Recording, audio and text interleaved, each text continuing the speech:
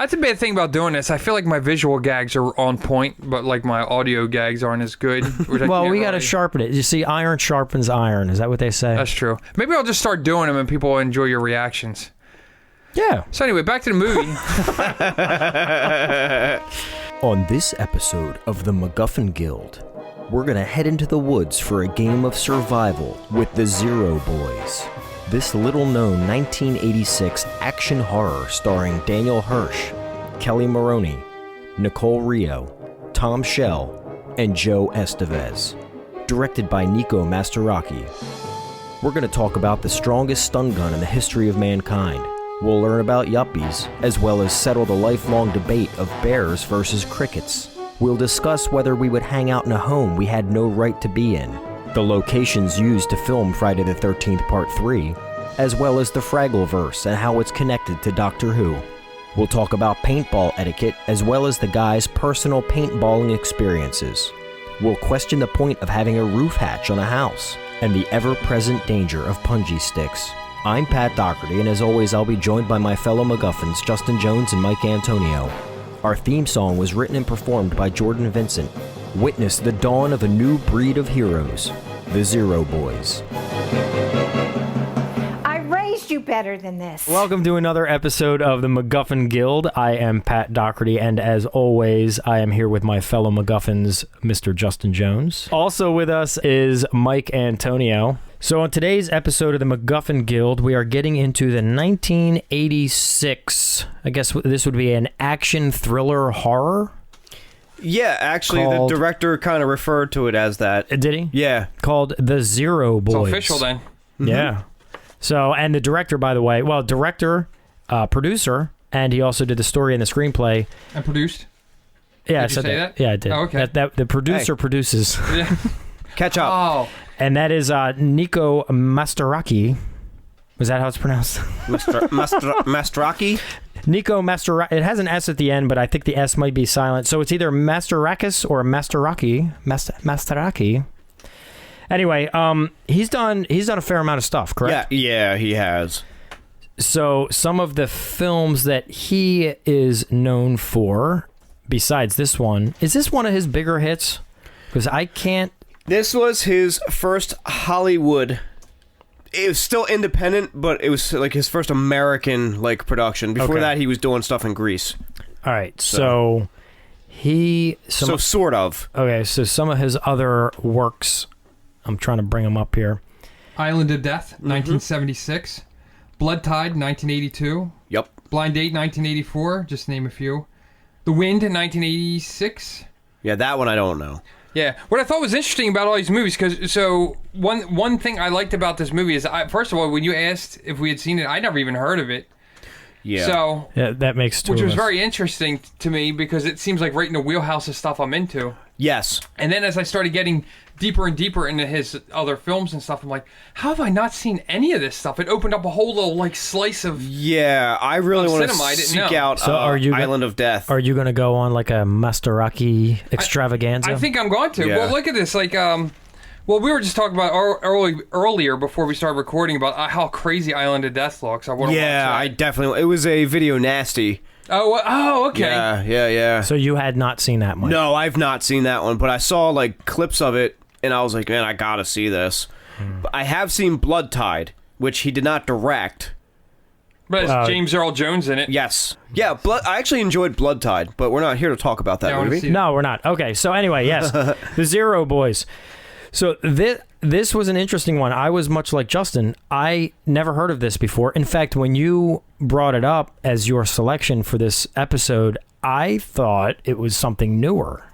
I didn't realize really? It was 80s, and it kind of surprised me. Okay. And I'm similar to Justin, don't know how it escaped me. Okay, well, and I am going to agree with both of you. Until a few years ago, I had never heard of it as well. Mm-hmm. A friend of mine, a writer named Phil Lopresti, actually brought it. He mentioned it to me on Facebook. He asked me if I'd ever seen it, and he mentioned that Arrow had released it. This was a few years ago, whatever year they released it. Mm-hmm. He was like, "Have you ever?" Yes. He said, "Have you ever seen that?" I was like, "No." He's like, "Oh yeah, you should check it out. It's good." So I did. I just blind bought it. Because that, That's what you do. I trust people's opinion. Like I know certain people I can trust their opinions. Mm-hmm. So I was like, "Oh, I'll probably enjoy it, so I'll just get it." And I'm very happy with a lot of Arrow's releases. They do like they're more so hit than miss with their releases. Yeah, agreed with that. Agreed with that.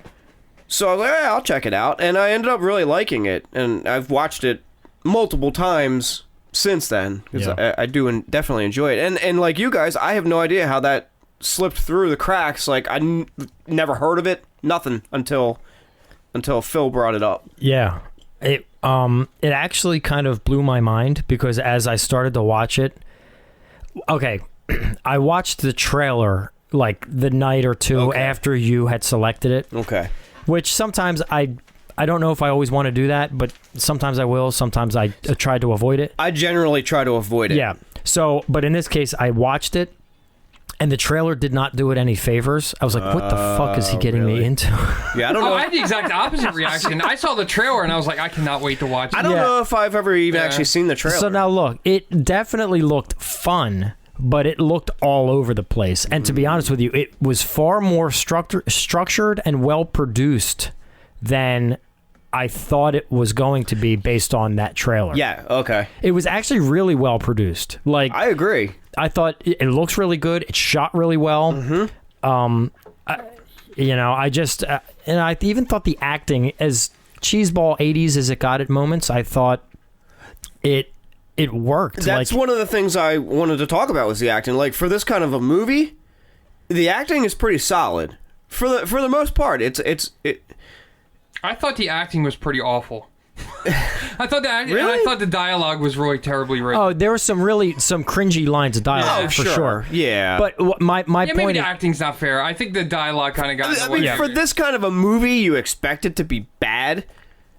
yeah. Well, that's just it. Okay, I think look, you expect for it not to be good, but I wouldn't say you expect it to be listen. bad. Based on the trailer, I expected it to be bad. Okay. So I was coming from the caves, and I was brought back up to land because it was kind of there was a swing of the pendulum there based on what I was expecting and what I was getting. And I thought it was between the production value and yes, the acting was, 80s acting, but it wasn't as bad as I was expecting. But what I would like to do here, which, typically I give a range of reviews here. The problem I'm running into is on Rotten Tomatoes, I only have 4 reviews to work with. Wow. And all 4 of them are positive. Well, damn. So I will read these and we will...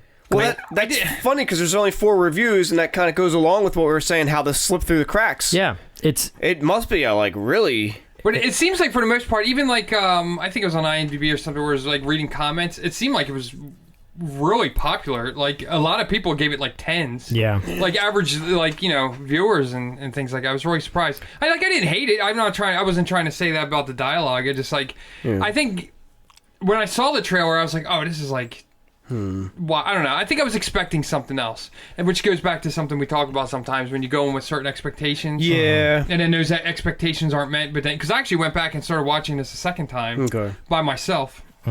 Now that I already knew what to expect, and then come back and watch it with new eyes. I do think, now that we're talking about it, I do think me watching the trailer and not being impressed made me enjoy the movie that much more. Okay, yeah, I can see The that. trailer did not sell me on the movie. The trailer made me dread what I was getting into, and when I watched it, I thought it was, for the era that it came out, I thought it was really well done. It's well made. Yeah, it is. And of course, it's got the cheeseball moments. It's got the overacting, the over dramatic, baloney, and some questionable decisions, which we'll discuss as we go.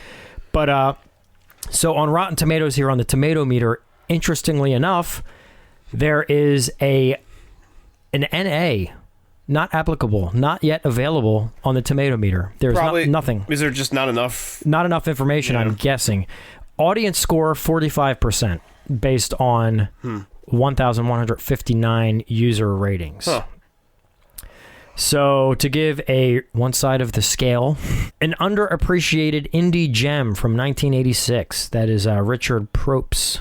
Agree. From the Independent Critic. It's not Greg Proops from No, it's Whose not. Line Is It Whose Line, Anyway? Gareth C. Evans from Starburst. I love their candy. He says, it isn't until the latter half of the movie that the characters become aware of the danger, and the movie doesn't truly hit its stride until the last 20 to 30 minutes. I think he's a little wrong there, because I think the movie was it was balancing, and again, we will definitely get into this, it was balancing two very clear genres. Yeah. And I think the first half of the movie, well, after the opening Paintball, but once they got in the car, or the truck, that was the tension building, horror, suspense portion. Mm-hmm. And then it wasn't until after, they busted out the machine guns that it became more of the action. Yeah. So I think the third act is so the maybe action. he was just more intrigued in the action portion, but that doesn't take away from the lead up. Yeah, So- I agree. Like, watching this movie, I don't find myself bored, like, thinking, come on, get to it. Oh, no, I wasn't bored. Yeah. No. It That doesn't... was definitely not a word I would use for this movie. I was not bored. All right, so we got Adam Lowe's from Cineview. Add this to a generous lashing of unintentional humor and a young, inexperienced cast largely playing it straight, and you have a gloriously awful B picture.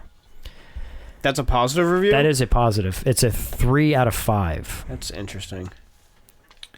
Yeah. I don't know how to classify this. I enjoyed watching it. You know what I mean? I don't know if I'd watch it too many more times. Maybe I would. I don't know.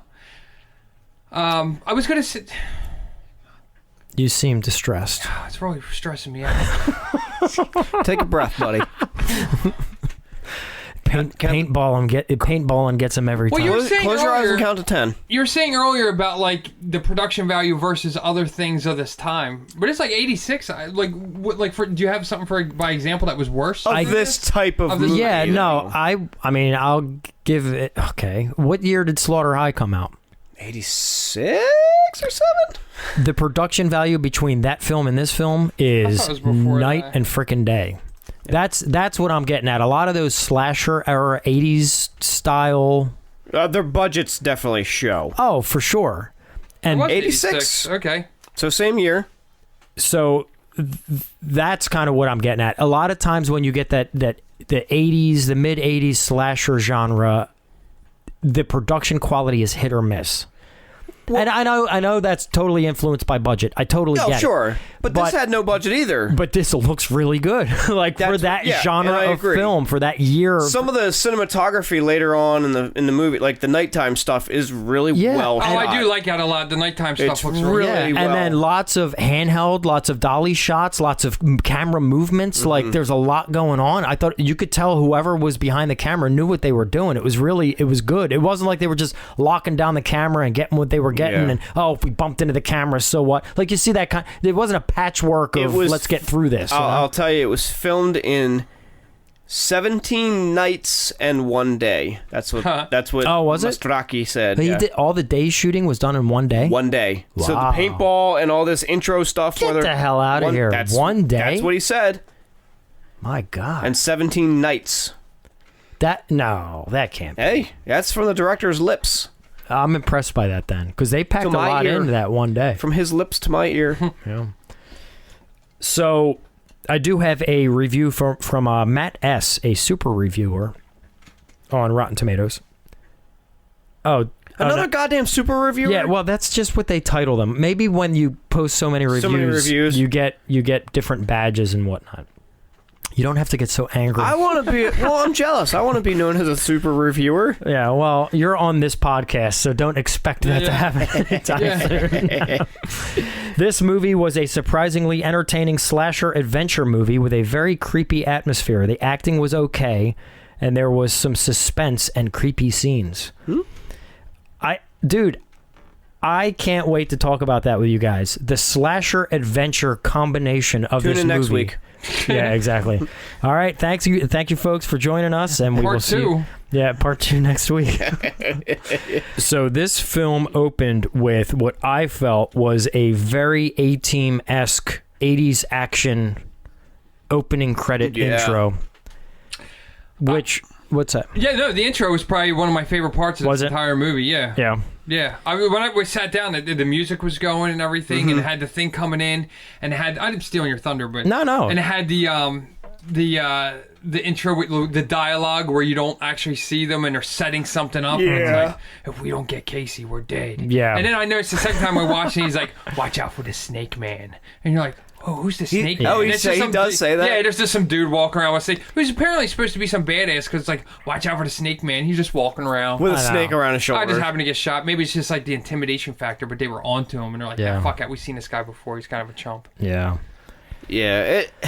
Why would you bring your snake to that, though? Intimidation factor. They knew him. They knew him as a Snake Man. You got to watch out for him. Why?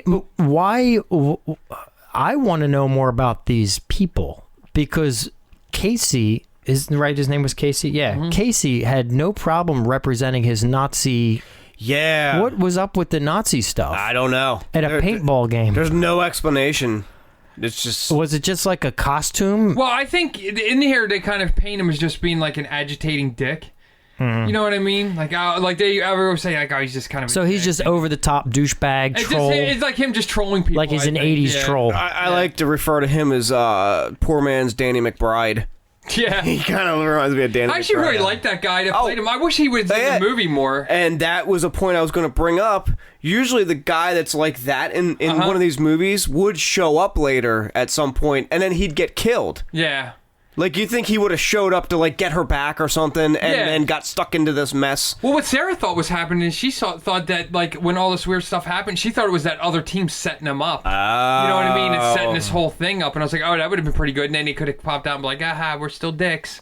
But I thought that character, I thought he was one of the better actors, and you only see him for a couple minutes, because I thought he was funny how irritating he was. Yeah. Like, he's like, because you're assholes. I swear, it feels like they were setting him up to do something. I swear to God, I don't want to get ahead of us. That's what we do.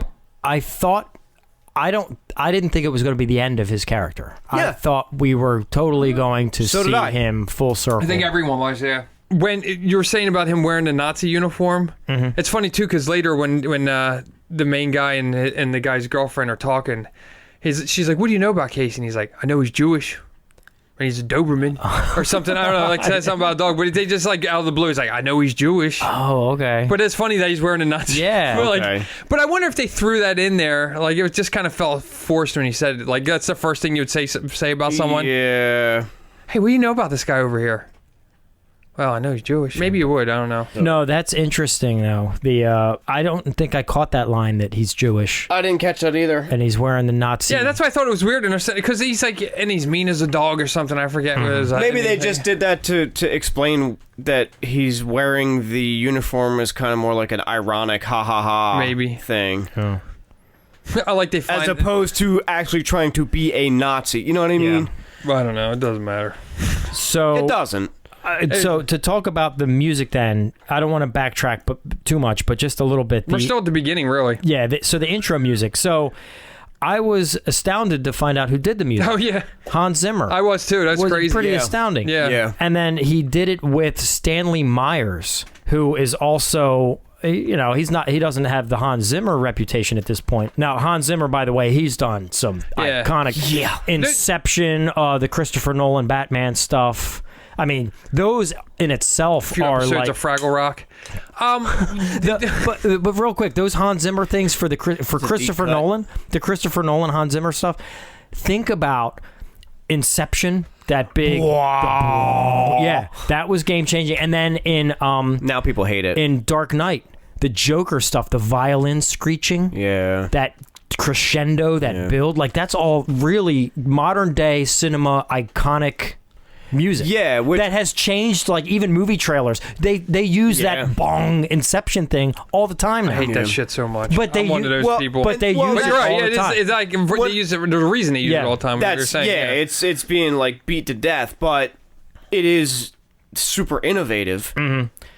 So he apparently Hans Zimmer got his start a lot to do with Nico Mastorakis. Just looking at your face when you said it. You're so unsure of yourself. I'm totally unsure. Mastorakis. Mastorakis. Nico. Let's just call him Nico. Sure. Okay. Nico. So apparently Nico had a huge hand in getting Hans Zimmer going, which I think is awesome. That is cool. And then Stanley Myers, he's of the two names, I had to look him up. I did not know what he did. He's got himself, he ain't no slouch, 143 composer credits. Nice. Including The Witches, Deer Hunter, Jarhead. So he's done some heavy hitting stuff himself. The rest of the episodes of Fraggle Rock. The rest, yes, the rest except for... They were collaborators for a long time, right? Weren't they? Oh, were they? I think I read that somewhere. I could be bullshit. I'm not Look sure. it up. I'm not We're not sure. here to be informative. We're here to be entertaining. Yeah. Look it up yourself at home. Yeah. The Legend of Robin The Hood. fuck we gonna do it for you for? Yeah. Yeah, it's 2020. Everyone has the internet. On their phone. That's not actually true. I found out. Not everyone doesn't have the internet. Well, not everyone. You can I'll look it up Google on the If this. they're listening to this, they do. Yeah. You can Google good this point. on your phone while our episode still plays on your phone. That's the kind of technology we're working with these days. Exactly. I just looked it up. It's bullshit. Oh, he did some episodes of Doctor Who. Oh, cool. Yeah, because I think Doctor Who was also produced by the same company that Fraggle Rock did, so that makes more sense that they. I mean, they are reuse the same in the people. same universe. That's true. Yeah, the Fraggleverse. Yeah, Fraggleverse. That is a crazy universe, though. The Fraggle Rock. Not to take. I know we're taking a left-hand turn here, but like you have on one side you have like the guy and his dog in like real world. Yeah. Then you go through a hole and then you have Fraggles, all these things that live underground. They eat the other people's buildings and stuff. Yeah. Then you come out the other side and it's some weird kingdom with giant like puppet people. But that's all one universe. Yeah. So weird. And then, but you go through one other hole and it's Doctor Who. Doctor Who, yeah. I mean, it's It's all a portal connected. right into the TARDIS. Yep. What was the villains? Those robot things? I was thinking Fraggle Rock. I was like, I don't remember a single robot in that. Shit. They were Daleks. Daleks. Daleks. Yeah. Daleks. Yeah. Daleks. Exterminate. Man, we need to All right, probably be worth hiring someone just to kind of pronounce check? everything for Oh, us. pronounce. Yeah. We don't care about fact checking. We care about pronunciation. Well, I think it would actually be a better idea if we just became a Doctor Who podcast. I still say bathroom, so I'm like the worst person to pronounce anything. Bathroom. Bathroom with an F. I used to call a bathing suit a baking suit when I was a Baking kid. suit. Oh my God. Well, it's kind of true. Baking. Yeah, you are I getting mean, you some put it sun. on to just get cooked. Yeah. That's what I call my smoking jacket. Baking suit. Because you get baked in it. Because you're smoking the reefer. Oh yeah, that's good. Eh? So they set up the Rambo moment earlier with the pretty early in the film with the photo of Rambo. Oh, yeah. And then the very over dramatic. Yeah. What does he even scream when he? I forget, but he does like the weird. Casey! Oh yeah, He really stretches his lips out. Yeah, he That's does. impressive. Yeah, but that's when I knew. Like when I saw that moment, I was like, all right, this is going to be a fun movie. Because I could see already they weren't taking themselves seriously at all. So in a positive way. that actor, Daniel Hirsch, who is the lead in this film, he was in a previous film of Nico's. And I'm drawing a blank on which film it was. I don't know if it was one he directed or just produced. I'm drawing a blank. Yeah, but that's okay. the point of my story, Please get to that. he became Nico's assistant after that movie. Okay. So he was like around for all the movies he was doing, subsequent movies. Hold on, you got to clarify. Assistant, how so? Like Personal assistant. fetching coffee and His stuff? assistant. He just said he was my assistant. So then this movie came around and he was like looking for a lead and he was like, well, I mean, he's already been in one of my other films. He can act. Sky High. Yeah, okay. Must have been Sky High. In that movie, he plays like a nerdy guy. He's got glasses and stuff, and he's supposed to be like kind of gawky and nerdy. Yeah, that's a real stretch from what he's playing in here. Well, but in a paintballer, toward the end of the film, he becomes which is nerdy, which is cool though. Toward the end of the film, he becomes like the hero of this movie. I don't know what it's about. I know there's like guys running around with guns and stuff, so it's kind of the same thing, except he starts off very differently in that film. No, I know what you mean. I was just playing. No, it's you Yeah, hurt my I feelings. feel that's another thing. Like I'm looking through Daniel Hirsch's credits here. Probably not much. Not much, and it's funny because I feel like I don't know, man. Maybe there's just a lot of '80s actors that have the same kind of look. I don't get it because I felt the same thing with Simon Scudamore in our Slaughter High episode. Like I had seen him before. I felt the same. He does thing with look. Daniel Hirsch. He does look familiar. Totally. But yeah, I don't think I've seen The one guy reminds me of Garrett Graham. Oh yeah, I think his name's Rip. Yeah, Yeah, the one with the skunk. The skunk hair Skunk mark. patch. Yeah, him. And of course, as always, we have the film on in the background here. So if Mike ever gets distracted, That's not cool, man. We have not mentioned that the star, the biggest star of this movie is Kelli Maroney. yeah. She was already she was known. Nico talks about that. He was like, she was the one who was like established. Yeah. She had already done Night of the Comet, I think, before this. So did she bring when they were making the movie? Oh, she did Fast Times at Ridgemont High too. She was in that as well too. Small role, I believe, in that. Sarah was saying that we were kind of mentioning that we were hoping that this would be the My Dad's a Marine trilogy, because in both Chopping Mall and Night of the Comet, her she mentions that her dad's a Marine, and then like here there's like guns everywhere, and she's like, "Ew, guns!" Yeah. Chopping Mall apparently was before Zero Boys, same year, but I mean, Okay. at least according to IMDb, Okay. it's listed before the Zero Boys. Yeah. So yeah, she would have had Fast Times, Chopping Mall, Night of the Comet all before this film. So yeah, she definitely did bring some legitimacy. She said in her little interview segment that there was originally supposed to be nudity in this film. Mm-hmm. And both the other girls turned it down, and it got to her, or I think she said her and Nico kind of like, he said really nice things about her, but she kind of said it a different way. Like it took her a while to get used to his way of directing and stuff. Like she said he kind of rubbed her the wrong way a little bit, and she didn't think that he seemed to like her, but that's not how he said it. But anyway, she said that she said, all right, well, I'll do the nudity if you give me an extra $500. And he said no. She knew he wasn't going to give her an extra $500. So that's how they got no nudity in the movie. Oh, interesting. Yeah, she wasn't going to do it. I don't think I've ever seen her do any nudity. So he's not willing. It really hurts the movie, to be honest. No, I'm just kidding. No, I guess she just knew he wasn't gonna. They already had the budget all planned out. He wasn't gonna fork over another. What was the budget? Do we know? That I don't know. That's Let me see if I your can job. find it. Yeah, I know. Slacking. Let me see what I can find here. Do you know what famous director / screenwriter, big famous person worked on this film as he was assistant? He was like assistant on the art department or something. He was part of the art department. He became very, very, very, very Hold on, famous. Let me see if I can. Oh, Find Francis Ford Coppola. No, Hold on. not that big. Let me see. To the first person who calls in. Yeah. Frank Darabont. Oh, wow, that's awesome. Yeah. Oh, I don't see him on here. He was like in the art department. I think Nico called him up later on to see if he wanted to work on something else, and he was like, no, I'm a screenwriter now. He had just written Nightmare on Elm Street 3. Wow.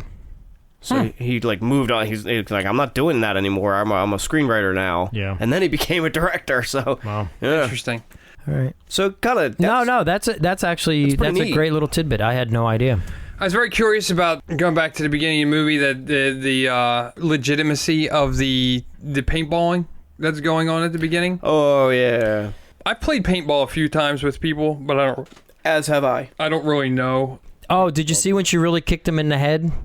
No, what part was that? When When he slams the brakes and she flips back. Yeah. She is it kicks the him. brakes or the gas? He Whatever. and floors she- it. Oh, yeah. Floors it. Yeah. And she her foot- flies back. She like kicks him right in the head. kicks I saw she really flew back Yeah. pretty hard. Yeah. I didn't realize she kicked him in the head. Yeah, That's if you funny. look, I watched rewound like- it. I watched Well, it for like I 3 caught times. it. Yeah. Yeah, that could have been bad. And then he tried to like play it cool and laugh it off, but I'm sure it was like shit. Mm-hmm. Got me. Yeah. What about Steve Shorts? They were very Yes. 80s. Sarah said he has his shirt tucked into his mom shorts. Yeah, that was something. Yeah.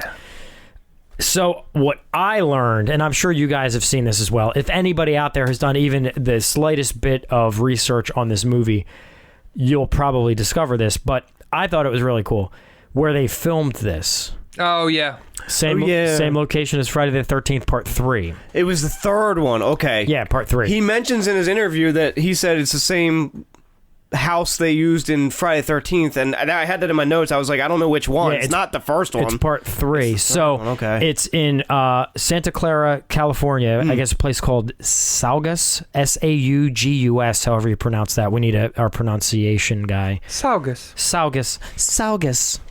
California. California. Yeah, and the place is called, it's a motion picture ranch. Oh, okay. It's called Valuzat, Valuzat is the location where this was filmed. So it's actually like a film, like a ranch where they shoot movies there. Sure. And that's probably why they were able to film it in one day, because they got the paintball set and the cabin stuff all on the same lot. all right there. Together. It's still an undertaking. That's a ton of shots. Yeah. Even in that opening, there's a ton of shots. That was I'm still Must have astounded. been a well-oiled machine. I'm still astounded that they pulled off all the daytime stuff. That's in what he one claims. day. That's what he said. I don't really believe that. I find that very hard to believe. I do find it funny. It threw me off the first time I watched this. Actually, probably the first couple times when they're doing the paintball scene, and the one guy's standing by that car, and you see bullet holes hit the car. Oh, yeah. Yeah. I think that's an effect within the paintball. Oh. Like, it's a thing, because if you look, you can actually see, like, they're, like, painted over, like, they're, like... Oh, yeah. So what did... In fact, I think they may have hinted at that when the guy that ran the place said you something. messed up my effects. Messed up one of the effects or something. Yeah, he does say that. okay. Yeah. I think that's like if you get close to the car, they set that off to like... Oh, I see. I don't know anything about So that. it's like a full interactive Yeah, paintball it doesn't experience. really explain that well, except other than that line you just mentioned. Yeah. But it took me a few viewings before I caught on to that. I was like, why are there bullet holes when they're using paintball guns? But I think it was within the... It's the full an effect. interactive experience. Yeah. I do like that. Like, this is apparently a high stakes game. They're playing for money.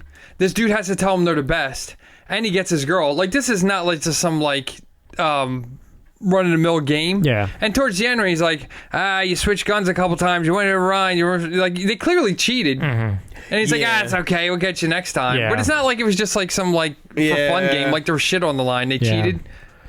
Yeah. That's why I was hoping they'd all die. Because they're cheaters. They're the worst. But then again, the other side was a Nazi, or at least in Nazi garb. That is a good point. So- But he was Jewish at the same time, trying to be ironic. The other guy was Snake Man. The So Snake Man.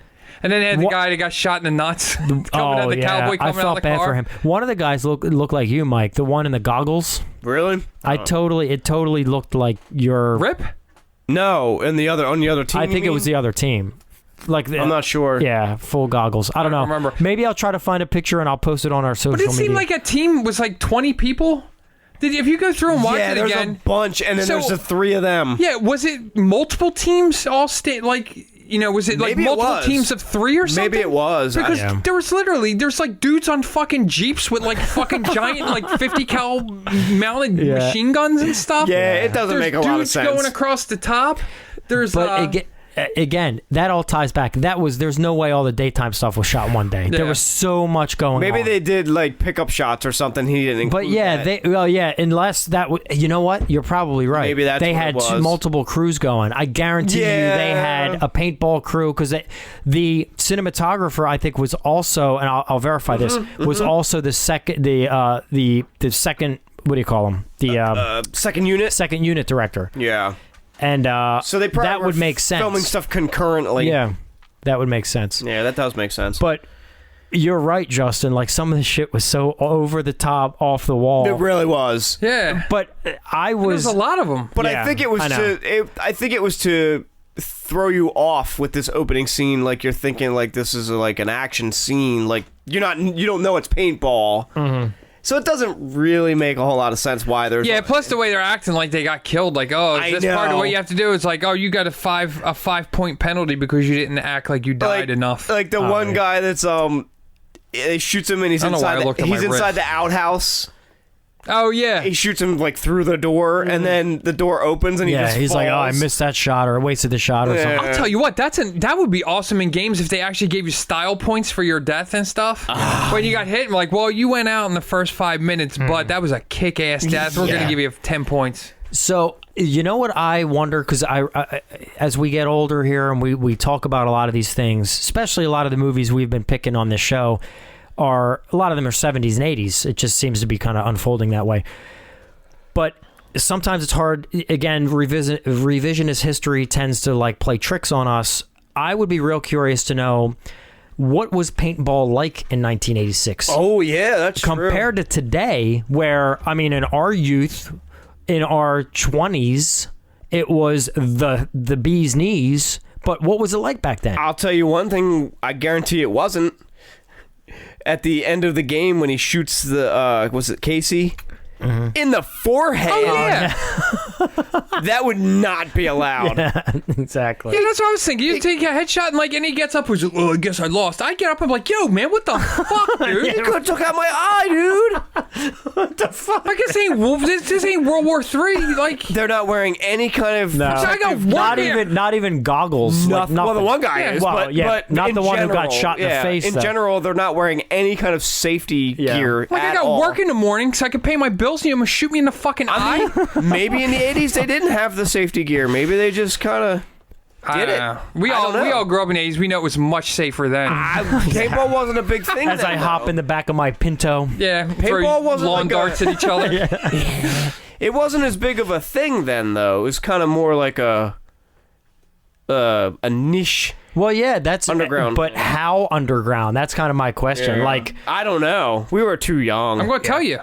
Right here. Are you doing the Google box? No, my guy. Oh, you're asking him? No, I asked him already. Oh, did you? Asked him, yeah, because my friend who's a tournament level paintballer, I was like, hey, man, I would just kind of mention we're watching this movie. Have you ever seen? He's like, no. I was like, just kind of curious to get your take on it. So one thing he mentioned was like, there was a big church crusade against paintball in the late 80s, early 90s. Oh. The evangelists tried to say all paintballers were Nazis training to take over the USA. Oh, I wonder if this movie had anything to do with that opinion. Because he's wearing the Nazi uniform. Or maybe that was a nod to like, them saying, oh, you think we're Nazis? Yeah, we'll be Nazis. Okay. Yeah. Wow. Interesting. I wonder, it's like a chicken or the egg kind of thing. Yeah, he also said... But that adds some context. It does, yeah, absolutely. Wow, that's cool, Joss. He also said in the scene where they hear her scream, main dude's shirt changes color. Oh, does it? Oh, really? Well, what it was is he's wearing like the green, remember the green shirts tucked into his pants? Mm-hmm. Okay. Well, when he even showed me a picture, you could see the shirt, the red shirt that he has over that shirt is sitting at the bottom. It's sitting there. Oh, okay. So he has the shirt, but it never shows him put it on or anything. So it just appears. It just appears on him. Okay. Yeah. So that's during after they go on their little road trip and they're in the woods. Is it about that? Yeah, when they're doing a little picnic. They're just kind of hanging out, having a picnic. Okay. Yeah. So I don't know how true what he said about any of that stuff. So was that what character was that? That wasn't the Steve character. That was whoever the main character is. That Steve. It was Steve. Steve sounds like a main character name. Rip is the one with the skunk. And who's this guy? Who's the pretty boy guy? Was that Larry? Larry, that's right. Larry. Yeah. Larry, cousin Larry. Cousin Larry Appleton. This is terrible. A fun movie. Balky. No, it's perfect. I was like, who's playing a clip from the show? At the end of the paintball game, Casey the Nazi loses. No, whether it be a fair fight or not, I don't know. That's, I guess, left to interpretation. Gets shot in the forehead, which was a little, questionable. Could have been hard. I mean, and look, that paintball was blood color. Could have been very bad. Which I guess that's why they do like fluorescent greens and yellows and not like blood. Because I mean, blood paintballs would be pretty badass. Yeah, but you wouldn't know how much actual blood. Yeah, until you're like, oh, I think I one hit. Let me look at you, and there's like just fucking blood all over you. Yeah. But yeah, that was clearly blood red. Yeah. So at the very end, can someone explain to me, was his girl she was the bet, the bargain, or the yeah. That's kind of a weird thing. Like, hey guys, I want a woman. Yeah, but listen, but how? And then she just goes with it. Well, no, at first she's like, no. fuck you, you don't owe me. And then she's like, I'm coming along. Like, okay, that was great. Because she's mad at the boyfriend for even doing that. Like, Yeah. she's like, he's an asshole. And she's like, fuck it, I'll just go with you guys, whatever. What happened to this girl's foot, by the way? Not to change subject, but it's been driving me nuts. She does not really have a broken leg. Like, the director, he said, people ask, what did she, like, did you cast her? Haha, cast her. That's Did you good. cast her first and then she hurt her leg, but you kept her in the movie? He's like, no, we put that on her. I don't know why. I guess just to give her a It's never explained or anything. I guess it doesn't have to be. No, it but it's doesn't. just- I thought it was weird, good. Yeah. Amanda It's picked up on it's a it. She said, character "Oh, thing. that's gonna." She thought it was it foreshadowing. will impede her from, it'll slow her down and slow them down. and they even reference it at a certain Yeah. point. Yeah. Like it becomes a problem. Yeah, that's true. Yeah. It gives her, which is weird because, like, in most movies like this, somewhere along all this, like, I don't know, maybe being dropped from the ceiling by your foot would break it, and then that would be why you're limping. Right. Yeah. But they didn't have that kind of opportunity ever arise in this, so they just put a boot on her from the beginning. Maybe the cast saved her foot. That's probably from what the happened. fall. Yeah. I take back what I said earlier about the acting being. I think it was the dialogue, which was a little weird.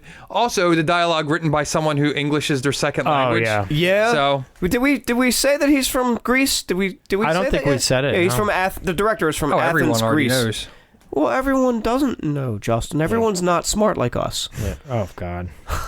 To be honest, I didn't know. I knew he wasn't from here, but I didn't know quite where he was from. okay. Yeah, he's from Greece.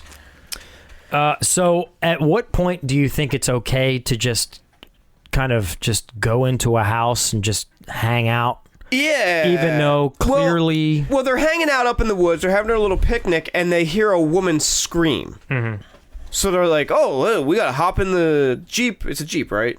I don't know. It's like a kinda pickup. It's like a modified pickup modified truck. Okay. pickup. Yeah.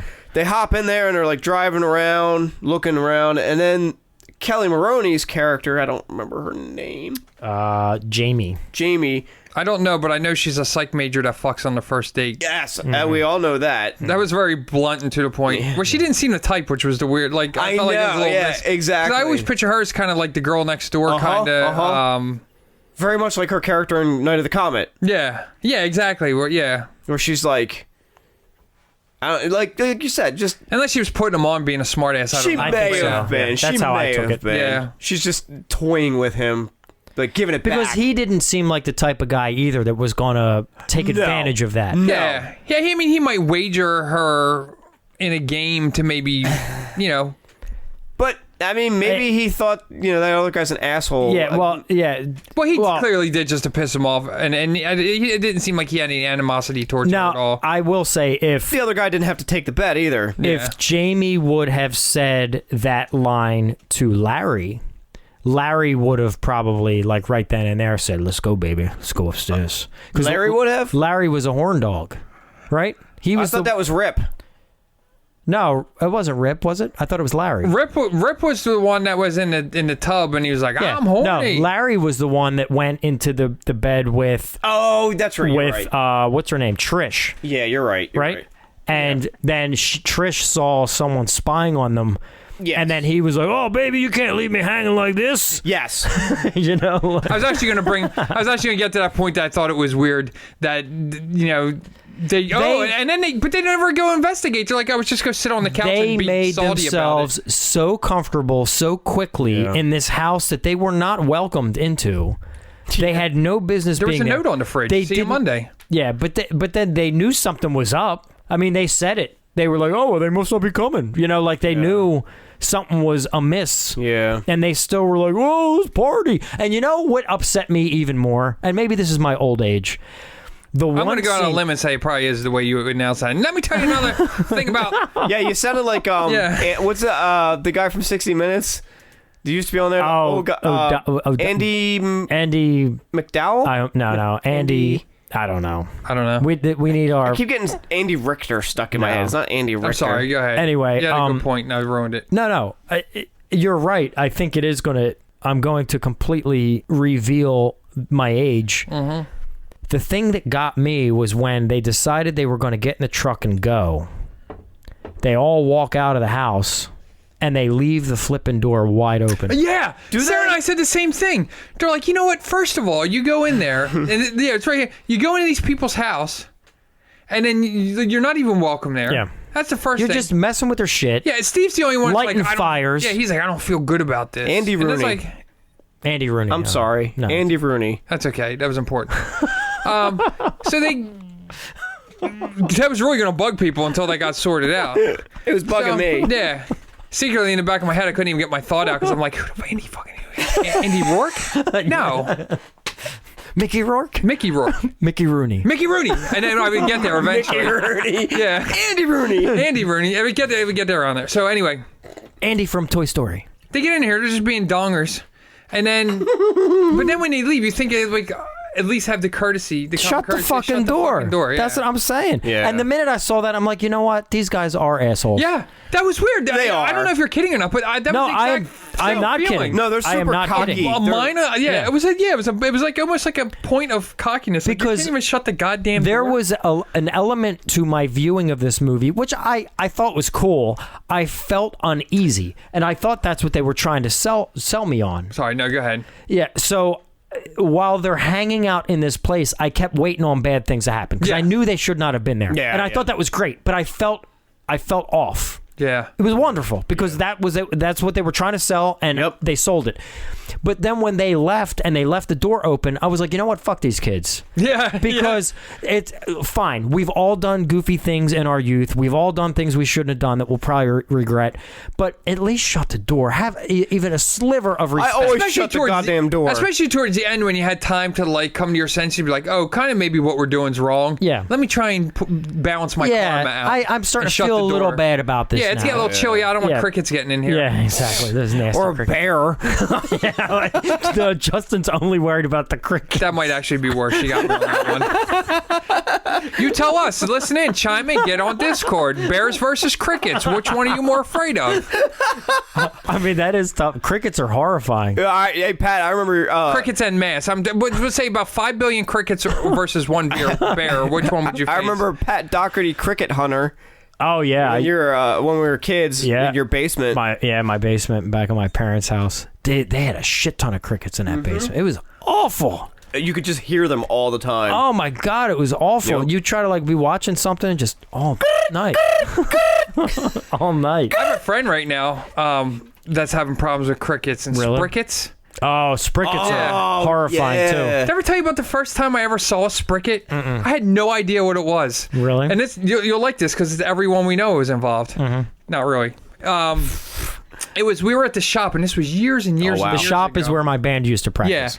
and I'm almost sure it was before you and Dana even played together. I think it's back when he used to play with Danny and those guys or Yeah. something. Like it was way long time ago, and we were there, and it was like Dana, Janine, myself, like a couple of people there, and we're hanging out, and I was laying on the floor. Oh jeez. It was my first mistake, and it was like my jeans were all shredded, and my jeans were all shredded, and I was laying there. I was like, felt something crawling on me. Oh, I'm like, what the hell is I this? just got the chills. Yeah, and I stood up and I started shaking my pants out, and this bug falls It out went on the up floor. your It was pants? up my pants. Yeah, it was all the way up there. So the first time you met a spricket, it was up your pants. Yeah, very first time. And we're like, everybody's looking at me like, what the fuck is that? And I'm like, is that a spider?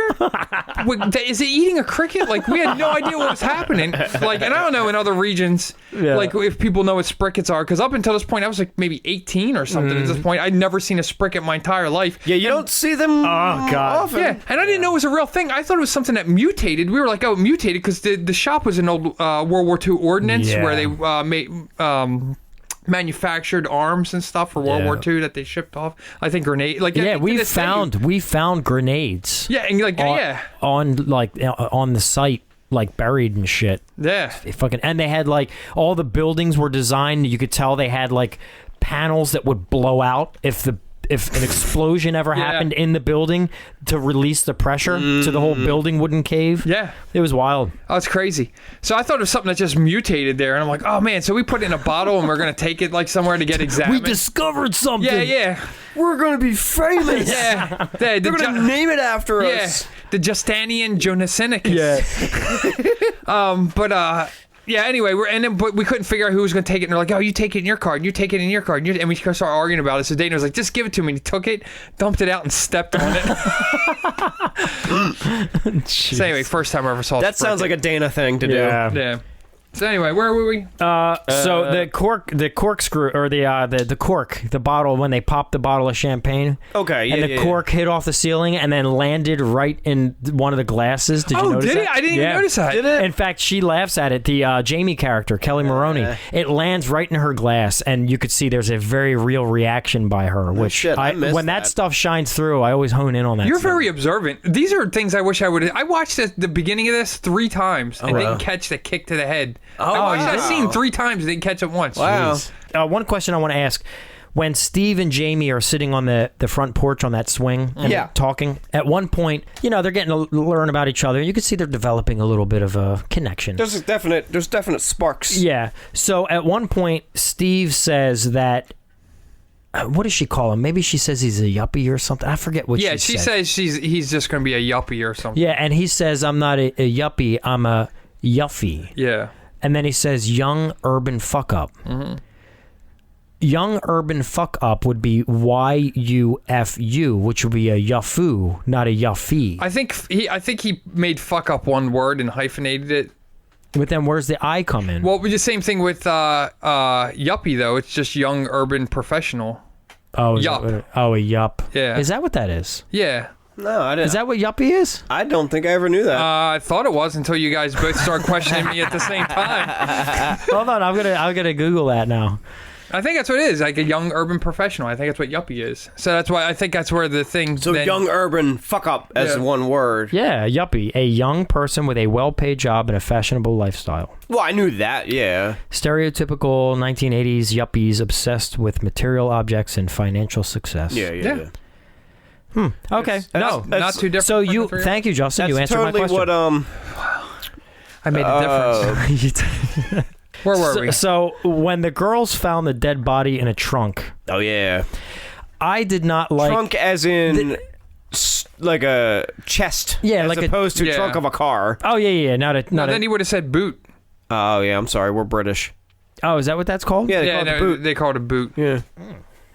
I'm learning all kinds of things tonight. Yep. See, that's the benefit of the MacGuffin Guild. Yeah. We learn if here. you're ever watching a British film and they say boot, put it in the boot, you'll know they're talking about the trunk. Okay, so after the guys decide they're going to go across the way to the barn where there's some questionable activity going on, the girls then decide to take a trunk, not a boot, a trunk, and slide it against the door to keep the door from opening. Right. And they comment as they're pushing this trunk, this is heavy. Then you could see there appears to be some kind of dead weight in there. Ha ha ha. So eventually they have, eventually they have one of the girls open it. It was the girl with the cast, right? It was Trish. Right? Was it Yeah, Trish? they like pressure her to open it. Yeah, which They're was like, kind of mean. Come on, you chicken. Why are you going to get the one who's... Because at this point, had she already been abducted? Yes. Oh yeah. I think so. She'd already. Yeah. I mean, did. she's already had She'd already dropped through the roof. She's already had... Not only dropped through the roof, already had been abducted. Yeah. Been abducted from the... No, she wasn't abducted from the bathroom. That couldn't have happened yet. Yeah, I'm forgetting where. Maybe our timeline's Yeah, messed up. I think my timeline. You know why? You know what's confusing you? This entire timeline in this movie makes no sense. 0 sense. Like, I don't want to derail the thought you have right now go on. because it's clearly well thought out. But like, I'm just gonna talk about a dead body. Yeah. Go on. No, but even like to the point where like the one girl disappears, and then they see her getting dragged into the barn. Mm-hmm. Then they run over to the barn, and they have this dude had time to strap her down, put the bag on her head. Yes. Then they're like, all right, fucking lock and load, and then they shoot the lock off right towards the door. By the way, right they at would have her. shot. Yeah, they would have killed her. Oh yeah, she would have been done. So they fire a couple rounds into the door. They pop it off, which takes about maybe 5 to 10 seconds tops. I'm being a little generous. They open the doors. They look. She's gone. Yeah. They had time. He had time to tie her up, untie her again for no particular reason, and then take the bag off her head, put it somewhere. She's somewhere, which presumably not that far away because it's only been seconds. Yeah. So she could still be in there, and they're like, guess what? Let's just fucking shoot everything. Yeah. And they're just shooting through like, oh, this is too glass. This is Destroying all the evidence Yeah. and potential. Now, what if it was like a Saw situation where Jigsaw would use like the TV and whatnot? I want to play a game, and he would keep coming back with more information for the game. Yeah. What if by you shooting the TV, you're ruining your resource of information? Or you're actually beating the game by going, well, fuck, I can't leave any more clues. So Yeah. fuck it, you can go. Well, Yeah, I think it just goes... Because about him, it's all about the game. It, It's it like, just you know. goes back to what we've been saying about these characters. They're jackasses. But here's But what, the time frame does not work. here's what I picked up on, Justin. Everything you said is right on. But here's two things I have on my notes that tie into exactly what you just Can you say said. that again? Everything I said was right on. Yes, It everything- doesn't happen often. I want people to know that this happened. It's recorded. It's literally recorded Okay. on your computer right now. Yeah, but no one's going to listen to this a second time. Yeah. We'll be lucky to get them to listen to it first time. So, shooting directly into the barn to bust the lock. Yes, they would have killed Trish. Okay, that's one. Two, the murderer is a very quick video editor. Oh, yeah. Because not only did he do all that with the woman, then he put together a video that said to be continued on it for them Yeah. to view in the mere seconds that they had been over there. Yeah. So I was very impressed by how thorough that operation is. Yeah. That is true. Very, very skilled. Oh yeah, did you notice how Steve slipped when he was running in the barn? Yeah. Oh, yeah. Oh, he almost totally ate shit, too. That was Yeah, good. yeah, It wasn't even like a slight slip. He almost went ass over teacups. Yeah, that was good. Oh, and also, they were soaking wet when they were outside, and then once they both busted into the barn, their hair was a little wet, but their clothes were bone dry. Yeah. And then I expect more out of a high-budget film like this. yes. Yeah, well, you know, you got to drop the ball somewhere, I suppose. Yeah, I mean, yeah. So There's flubs for sure. Like I had touched on earlier, I did like this film had a lot of handheld and stuff. I really enjoyed that. I thought it was used perfectly. They used it where they needed it, but they didn't overuse it. It was a nice balance. This is, I do feel like, I'm not a cinematographer or anything, and I don't really follow that stuff as much, but I do like the way this was shot. And that's one thing I got from the trailer, actually, that excited me. Really? Yeah, I like the way the trailer was shot. Yeah. Yeah, I think it's more than competently shot, especially for this kind of film. Usually they're not really worried about that as much. You know, they just kind of set the camera up and record, but this actually has some style. You know what I'm thinking? No. How many? Okay, we're gonna start bouncing around here a little bit because now we're kind of getting into it. We've had our first, our first of the crew has been kidnapped, had saran wrap put around her head, had a video filmed, dropped through the ceiling with a rope tied around her broken ankle. The girls found a dead body in the trunk of a woman who they think is a woman that was screaming in the woods earlier when they were having their picnic.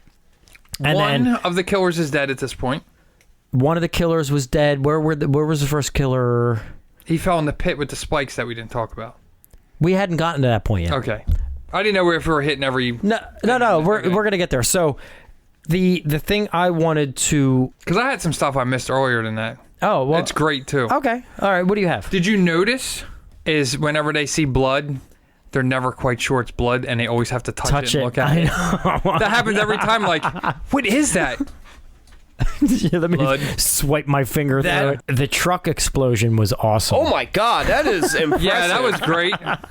That was, and it kept going. Yeah, like and, the ground around it is on fire. and even stuff. when I thought it was over, I was like, Jesus, because it was impressive. Like at first, That was a massive explosion. and then it kept going, and I'm like, God damn, this is one of the coolest truck Yeah. explosions I think I've ever It's seen. good. It's noteworthy. Yeah. If you watch this movie for no other reason, watch it for the truck explosion. Yeah, the truck explosion was good. But here's my question then. So going in, we had 6 characters, correct? there's 6 there of them. was Steve, Jamie, Sue, Larry, Rip, and Trish. Yup. Spoilers. We are now reaching the territory where we're going to start talking about those characters and their potential demise. Right. Of those 6, we know that Rip took an arrow. He took an arrow. He died. Yeah. He's dead. Which, by the way, did you notice anything about that scene? When he took the arrow? How so? Did you see that scene somewhere else in this movie earlier? What? Was it in the paintball scene? When he gets shot playing paintball, he shoots the guy and then turns around and I think Casey shoots him or something right in the same spot. Oh, no and he shit. goes and makes a similar reaction. Oh, really? And then when it happens later with the arrow and he looks down, it was does like the kind of same almost thing. like So it's like that I thought was- mirroring. Yeah, I thought that part was cool mirroring. because I didn't pick that up the first time. I watched it a second time and saw it. No, that's really cool. Yeah. I'm sure that was intentional. Yeah. All right, so yeah, Rip gets it. Rip. R.I.P. Rip. Yep. On his birthday. Yeah, that's right. It was his birthday. Oh, poor guy. It was also his death day. Yeah. Cheers. So yeah, okay. So of the 6, so now we're down to 5 because Rip is gone. Rip's Now dead. Trish had a horrific experience. Had got her head saran wrapped, got tied to a chair, had some Yeah. video filmed of her, got her ankle tied up, lived dropped through through all the that. ceiling, and eventually came to on the couch, even though they thought she was dead. Yeah. And then she continued to, travel with the pack, and she was. Open the chest. He was a hero. Yeah. She's the real hero of this. And she did some other stuff too that I'm going to touch on later, but she ended up being a very essential member of the team. Hey, So when she fell through the roof hatch, what was the point of that roof hatch in that house? Have you ever seen a house like that with a roof hatch? no. Okay. Maybe a listener can answer. I Maybe don't our even one know listener what can that's answer for. that. I mean, the only thing, knowing what that location is, that it is a ranch for movies. Oh, well, yeah. Maybe there is a reason that they would I mean, want to for a have movie, a I hatch could there. see. Maybe Yeah, to but, drop a camera through it or something. Yeah, And or then maybe when they for got- lighting purposes. I don't know. And when they got there, they're like, let's just use this for that. Yeah, This trapdoor. I can imagine maybe there's a more practical reason why it's there. That is, I'm just trying to pick these things off my list. There's No, that's okay. I'm glad you asked. There's the scene with the rattlesnake. I mean, it would be goofy to have any house with a hatch on. That's what I'm saying. Yeah. Why was that there? Yeah, I don't know. Especially if it rains, that's going to be a point that you're going to get rain in. Yeah, I don't see it being like, watertight. And it's not even that big. It's not even get like, Or how are we going to airtight. get this flat screen TV in my house? I would just drop it through. Drop it through the roof. Yeah. Bring it up to the hatch. But anyway, so we got the 6. Now, Rip is gone. Yep. Trish has seen some hell, but she's hanging in. Yeah, She'll be she's- all right. In the grand scheme of things, who else dies? Nobody on screen. Yeah, I thought about that. Besides the killers. Yeah. So They there are- the is rest of- only there's only And the what, snake. 3 deaths in this? Technically, but because of the way the movie ends, Yeah, but I'm not talking about beyond the movie. I'm counting the talking girl in about the in trunk? the movie. Oh yeah, the girl. But we don't see her death. We just see her dead. Yeah, but we she's- know it and wasn't she- pleasant. and she's not part of the core group. Oh, okay. Of the 6, 5 of them live to the body's end of a the body. film. So There's even no real though final girl. even though it could be classified in the quote unquote horror, Yeah. it doesn't really have It doesn't follow that pattern. not at all. I mean, They're not getting picked off one by one. yeah, so there's only when it comes to like practical horror makeup effects and gore effects, there's the arrow through Rip, there's the one of the villains that falls into the pit. What do they call that thing? The spikes themselves, they call them like punji sticks or Punji something. sticks. Yeah. So Oh, yeah, because I brought a punji stick in the dick. Oh, When did he get one in the Yeah, dick? it looked like he had one right in The dingus? the dingus area. Well, and then what's the main character's name? Steve. Steve gets injured. He gets shot with an arrow in the Oh, leg. that's right, yeah. And how about the sweater that one villain's wearing? It looked. Who, Joe Estevez? You want to know what I thought? That's Joe Estevez, brother of Martin Sheen. You want to know He's what? also wearing Chucks. Is he? Yeah. Like, he had the limp, and I was like, I don't know, with the Chucks and the sweater, I don't know. Do you want to know what I thought happened? So is that Emilio's dad? No. No, that's his uncle. That's his Emilio and Charlie Sheen's uncle. Yes, Okay. correct. So Martin Sheen's brother. okay, that makes sense. He does look like He Emilio. looks like Emilio, yes. Or Emilio looks like him, yes. So Maybe Emilio's really his do son. you want to know what I thought was going on? I do. When let's call them the core 6. Well, when the zero crew, The Zero the boys zero and girls. crew of 6 was roaming around, and they encounter this guy who is what's his first name? Joe Estevez. Yeah. They encounter him, and he does not look like he's supposed to be out there. He's wearing like a funky sweater, like he got it at Goodwill. Yeah. Like he just does not seem dressed for the environment. He doesn't look like the demographic that they're trying to portray lives in this Exactly. region. He doesn't Not look at like all. he doesn't look like the other No. killers. He doesn't. So anyway, so he's going around at the scene we are introduced to him. He's got a machete and he's hacking through trees and branches and stuff, and everybody's the crew of 6 or the Zero crew are hiding from him. Yeah. Do you want to know what I thought the reveal to that was going to be? That he was a victim too, trying to survive? That he was the significant other of the woman who was dead in the trunk. A man who was staying in the house who was fighting for his life. The ones that are like, oh, we'll see you Monday or something So like that. I thought what was going to happen is as he's hacking through, they're hiding thinking he's trying to kill them, but at the last minute he was going to get killed, and the twist being that he wasn't the villain all along, he was another victim, and they potentially could have joined forces, and instead... But that totally didn't happen. It did not happen. But and I was a little surprised by that, though. That's a great theory, though. Yeah. And Because he is dressed so differently. Yes. I do think that still holds water, because just like he might have just slowly been. He doesn't know who the fuck they are. He might think that they're part of the whole think thing. they're in on it. That's true. They're dressed in like They military. could have just suits left and that shit. That's true. ambiguous. Yeah, and then at the end, it has the guy sitting in the tree. It's like, ha ha ha! I made all this shit unfold. You're killing each other. Yeah, you know what? I think you're. I onto think something. I want to say that's what actually... You broke the missed it. code. That is kind of cool that they leave that ambiguous like that. I like that. I saw a review that ripped it apart because of that. Oh no! Yeah. I love ambiguous endings like that. Just to wrap up the point I just made, in my notes, I literally wrote down guy with machete - mislead ? I thought it was trying to draw us. Dude, I think I'm totally That's on board not a with bad that. theory at all. Yeah, because I thought the same thing. It didn't feel because right. the way he's dressed, it's like a visual cue. And I like that they didn't beat you over the head with it either. Yeah. You know what I mean? I will say this: Kelli Maroney thought that Joe Estevez was Martin Sheen. Oh, no shit. She said to Hirsch, Daniel Hirsch, like they were in the trailer or whatever, and she was like, "I can't believe like Martin Sheen is here," and he was like, That's not Martin Sheen. That's Joe Estevez. That's his brother. And she was like, oh. Like, she thought it was Martin Sheen. I thought that was pretty funny. That is funny. And that she admitted that. Yeah, oh, that's awesome that she made it. So the music... So I know we talked about the music in the intro, which was very 80s action, A-Team-esque type of show. But what I enjoyed is as the movie progressed...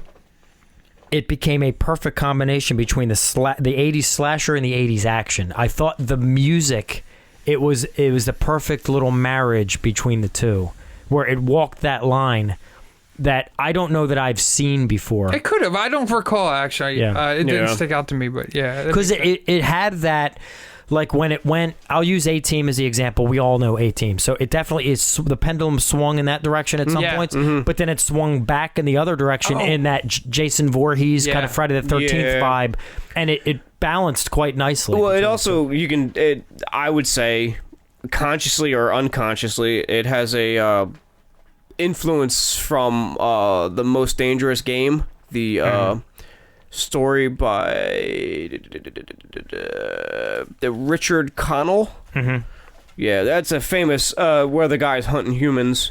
That's been done a million times, but like it's called The Most Dangerous Game. Like clearly that's an influence on this movie. It has to be. So one little thing I wanted to point out about the other blonde main girl in the group. Was her name Sue? Was that her name? I think her name was Sue. Her name is Nicole Rio. They interviewed the director and Kelli Maroney and Nicole Rio. They're the only 3 interviews on the Arrow Blu-ray release. And she said that her family's kind of in show business. Her dad was a pretty prominent vaudeville actor. That's cool. Like she said, even before like film, like I think she said before talkies became a thing. Oh, wow. Like, so he was around like way back then. Her dad must have been like older when he had As I was her. thinking, I was doing the math in my head. And then her brother was a music agent, and she mentioned he was like, I guess, palling around with like Sinatra and Bing Crosby and stuff. So I was like, oh, that's pretty interesting. Yeah. And then also she was in another horror slasher film before this. A horror slasher action comedy. Sorority House Massacre. I don't know if I've seen that. Oh, yeah. Nicole Rio was born in Hollywood, California to manager, producer, and vaudevillian performer Eddie Rio. So Trish, the Trish character, so she's been through hell. She's the one, she has a broken leg the whole movie. No one explains why. She saw the body in the trunk, threw up in the sink, went up to the other sink to get cleaned up, got abducted because the guy was in the shower, gets tied to a chair, bag on her head, filmed.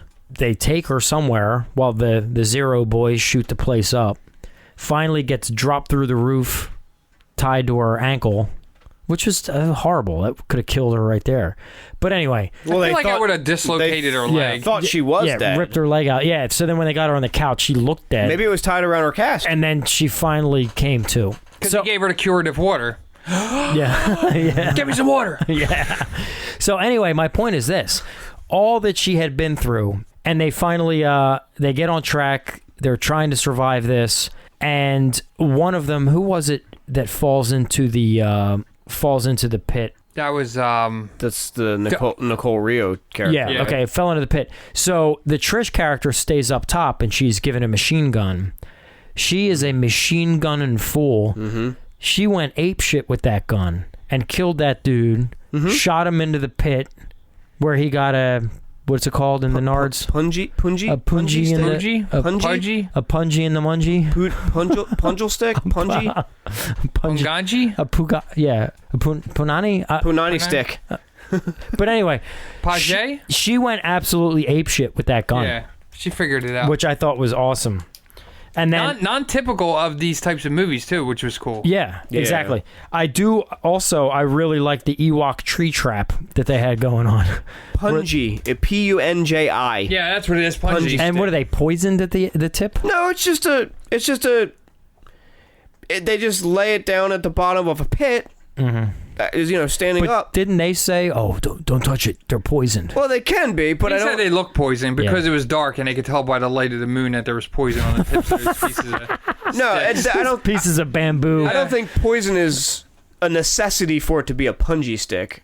How did she not hit anything? She landed on her feet. Yeah, that was bullshit. And then one went up her pant leg. It was like in her pant leg. Yeah.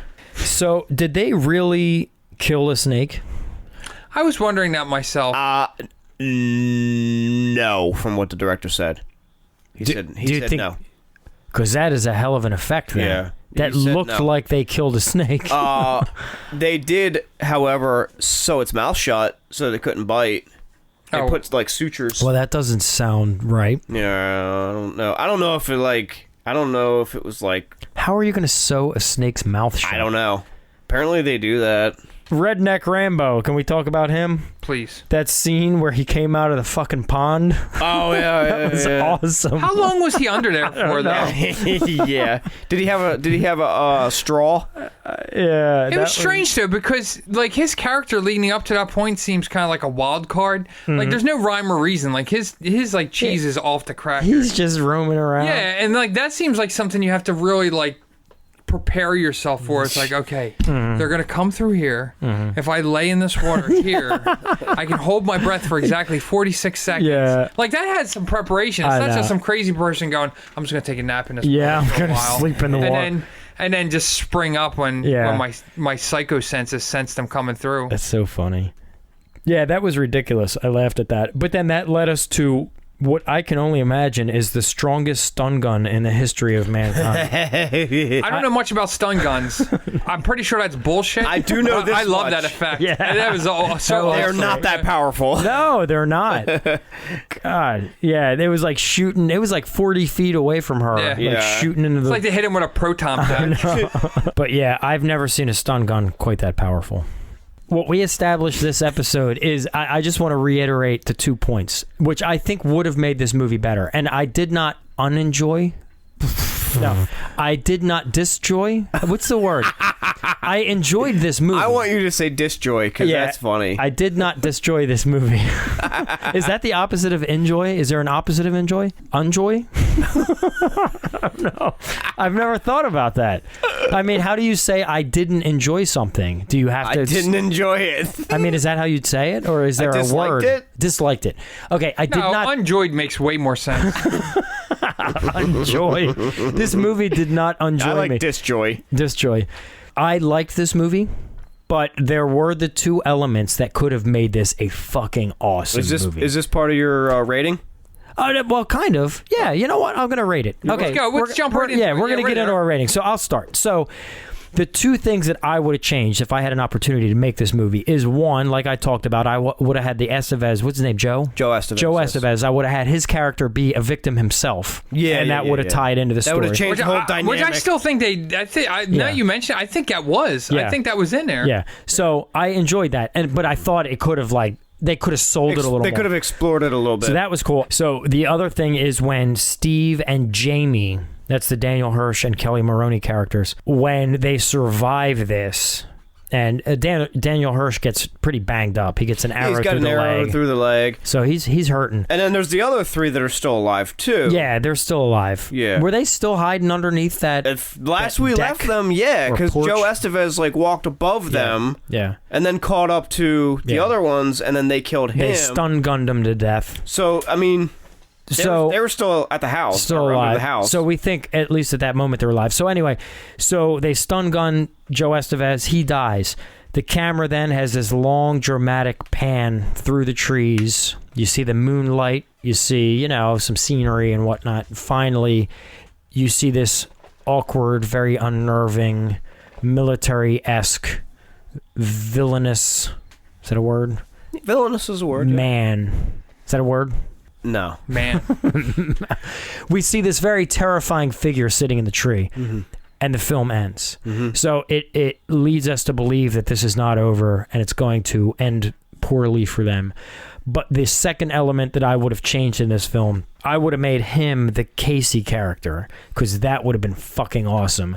If this whole time it came full circle, that they may have won the paintball game and you may have won my woman, but I'm fucking getting you. I think that would have been kind of cool. I think I would have liked that more, that idea, if no one got killed, because he didn't seem like a killer type. He was just an asshole. But if he just would have went up there and just terrorized them, yeah, maybe. I think I would have rather had him in But the then thing again, like, fuck you. Maybe at the very end, though, when he comes out, he could be like, man, I am so sorry about Rip. I'm usually a bad aim with my arrow. I was just trying to scare you guys. I was trying to hit the tire. I didn't mean to shoot him through the chest. I mean, I did come in second place in that tournament where we have to shoot shit like each other. No, that would have been targets. funny. Yeah.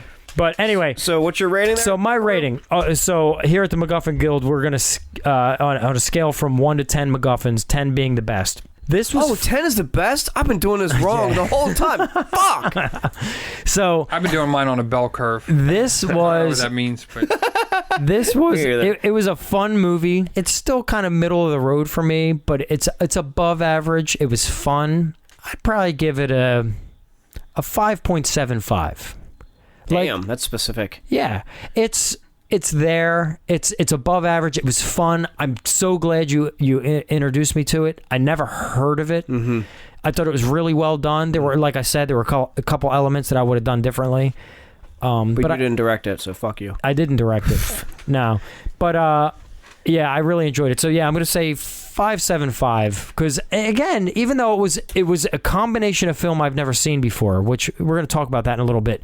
The action movie combined with the horror film, you don't see that. I guarantee you've seen that before. And I'm going to get to it. Perhaps. I can't wait. But not a lot. Yeah, I can't wait. So, but it's such a, it can be so, it can go right or it can go so wrong. Sure. And this one, it walked that line between A-Team-esque and Friday the 13th-esque, and it smashed them together, and it kind of worked, but it's still because it's walking that line, it's it's only given half attention to each of those genres. It's not committing. It's not embracing. Yeah.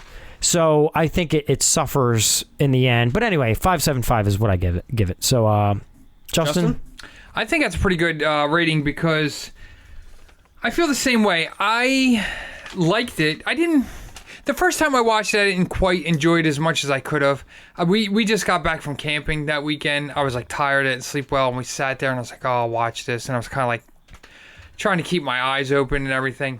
And this is definitely probably not one that Sarah like enjoys. So if she's not enjoying it, then it's kind of like, and she's like, oh, look at this and look at that, you know. Then it kind of like takes me out of it. I think if I would have seen this when I was younger, when it came out, I would have been way more into it. I do like the way it was shot. That was a good point. Like, and I think that's what made me expect more out of it, just because I felt like there was a good vibe there and it felt fun. You know what I mean? I feel like they probably had a good time on set. Yeah. You know what I mean? What I do like about it, though, is that it opened up me up to a whole world of stuff now I'm now interested in checking out, which I didn't know existed. I love the fact that Nico is I love the brass balls on this guy. Like, just to like, you know, I'm going to write, direct. We didn't even touch into the Omega Entertainment, which I think is like his thing. I think when you put yourself in a situation where you're writing, directing, producing, I think you're putting yourself on an island, for better or for worse. And that's what I'm saying. I don't know if he hurt himself. I don't know if Robert Rodriguez does it all the time. Yeah, well, maybe sometimes it works better for other people and not others. I guess it depends.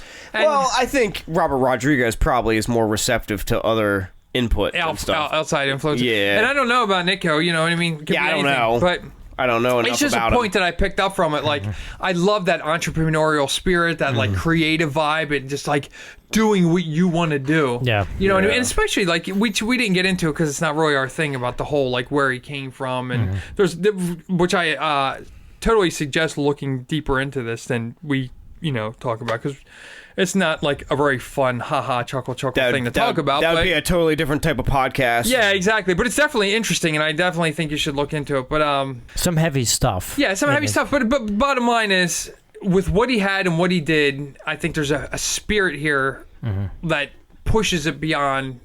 If it was a regular studio film or something like that, I think I'm giving it some leeway because it's one person's vision that they did.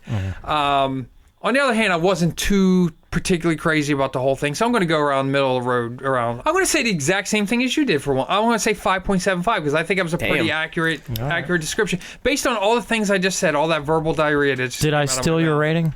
No, I didn't have one. I didn't know where I was going to go with it. I think your rating influenced his rating. I think so. But anyway, Mike, scale of 1 to 10 MacGuffins. What do you think? Let me ask you before you give your thing. Why did you pick this one?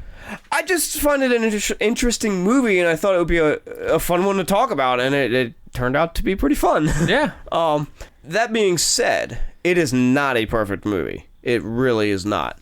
But I do enjoy it. I think it's a fun movie. I think it's I would honestly say it's not mean-spirited at all because most of them live. Yeah.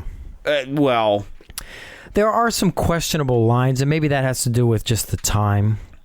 Like there was the F word, and I don't mean the F-U-C-K word that was dropped. Yeah. That was definitely of its time. Yeah. You know what? The Monster Squad drops that movie. Yeah, no, you're right. You're right. Movie. And I'm just bringing it up because, it was observed. Yeah, it does stand out now. And then there was another line. Oh, just real quick, before you give your rating, why did they not in any way trust Jamie when she said, "Oh, hey guys, there's a man behind that tree with a knife," and they're just like chuckling her off, like poo-pooing her. Like I thought that was rotten. It kind of was, but at this point, like they already. The girl was like, "There's an eyeball watching us fuck up there," and the guy's like, "Let's just go sit on the couch so I can be salty about not getting my nuts off." Like that's the same people that didn't believe the girl that there was a guy. All right, so it was, and that's why that's why they were the Zero Boys, I suppose. Yeah. That's the true meaning. There's a double meaning here. Yeah.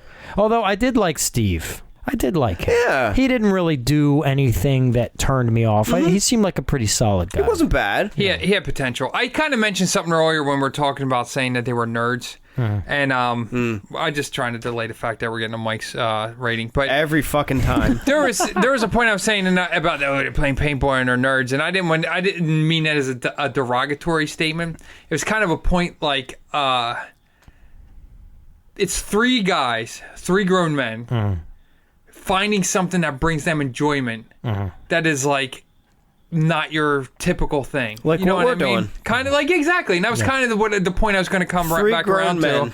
3 grown men in a basement. Nothing has changed over the last 20 years. Yeah, Jesus. At least now we have an outlet. That's true. Yeah, we're not just sitting here drinking beer and watching movies. Yeah. We're sitting here drinking beer and talking about movies. We're sitting here drinking beer, watching movies, and talking about it. Yeah. All right, I'm so probably going to fall asleep on my way home. Mike, tell me what you would give this film. I'm going to go a slight bit higher than you guys, because I do feel it is kind of a middle-of-the-road film. But, again, my friend recommended it to me, and I didn't know what to expect. And I was pleasantly surprised by it. Like, I enjoyed it. But I wouldn't say it's, like, my favorite film, or even my favorite film in that genre, that subgenre or whatever. Of action, horror, comedy, drama. That's my favorite action comedy. I mean, there are a dime a dozen, if we're being honest. I'm going to go 5.9. Oh, really? Wow, you really blew the doors off that one. No, you did go higher. I expected so much more. No. Really? I don't love that. I don't love it. So I don't feel bad at all about my rating, because I thought I was doing it it's like slightly above average. I think it's well worth seeing. I definitely think you should watch it. Like, if you're a fan of any of these things you watch and you haven't seen it, you should definitely watch it. I just can't say, like, it's the best of those kind of movies at all. So I will say this: we have an average score of 5.8, and that is the lowest score since Slaughter High, since we've started releasing our episodes. Yeah. So, but again, take that with a grain of salt, because it's worth seeing. I think it works though, because Slaughter High was a 6.1. This is a 5.8. Okay. So it kind of falls into line. Our rating is pretty right on. Like, it's where it should be. That is actually true. So at this point, I'm guessing if you're listening to this episode, you've almost certainly probably heard another MacGuffin Guild episode. And what we like to do here at the MacGuffin Guild is, well, first off, if this is your first episode, then welcome. And I'm so thrilled that you're a fan of the Zero Boys, and you discovered our podcast, and you are here now, and we hope you become a part of the guild. But what we like to do here is, not only do we discuss the film, but we also like to use the film as a MacGuffin. And as you may know, a MacGuffin is a plot device used to drive along a story, and we use the film as a MacGuffin to drive along our conversation.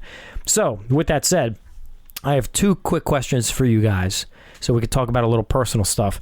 One, other films, I thought this film did a wonderful job of smashing together two genres that you normally don't see smashed together. In this particular film, you had kind of the action movie smashed together with the horror movie. Would it be slasher or just horror? Would it really fall into the slasher genre? I would say slasher. Yeah. Yeah, because it has the, like, tropes of that. Like, it does. And it has, like, the vibe of a slasher. Yeah. I felt like a Victor Crowley, some of the shots of him, like the silhouette with a knife, like Agreed, I kind of felt that. That's the Hatchet film series, the Hatchet for film. those who don't know. So I was really intrigued to pick your guys' brains about whether you know of other film experiences that took two separate genres and smashed them together. And Predator. Justin... Dude, motherfucker, that's the one I was going to say. This is the one that I tell people all the time. It's one of my favorite. And this is when they said, one. Yeah. That's the exact one I was thinking. I don't mean to steal your thunder. No, you're fine. No, he stole yours. We stole each other's thunder. I've been wanting to say this the whole time because I remember for years. That's like the prime example. Yeah, and no, because it's not two, it's three perfect genres. It's horror. It's action and it's sci-fi. Yeah. I mean, the sci-fi is a little light. I'd say it's 2.5. It is light, but it's there. I mean, it's about like there's a whole like spin-off of alien life forms and hunting on it, whatever. Yeah. But like, what a fucking perfect movie. Yeah. Yep. You want to talk about soundtracks? The soundtrack's great. I think the acting's good. Everything. It's just a great movie. And I think the character development but it blends all these different flawless things flawlessly together without banging you over the head about it. That's a good one that you don't think about.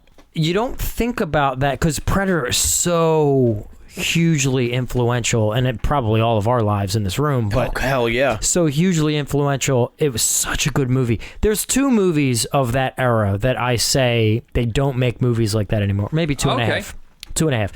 Predator, Die Hard, and then God. and then the half is Lethal Weapon. Those are the 2.5 movies of that genre that they just don't make movies like that anymore. As much as they may try, it just doesn't work. that was like the pinnacle. They're missing the secret sauce. Yeah. And that was they had it in those films. Yeah. But Predator for sure, dude. That's one of my favorite.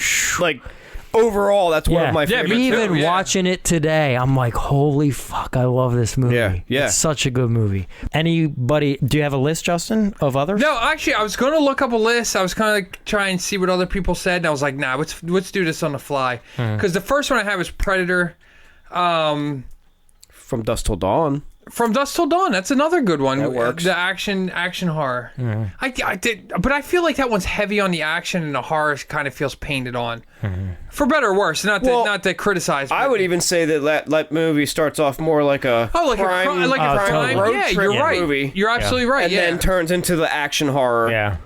So no, go on. I have a list. I'm looking here. I looked online, and I'm looking at some of them.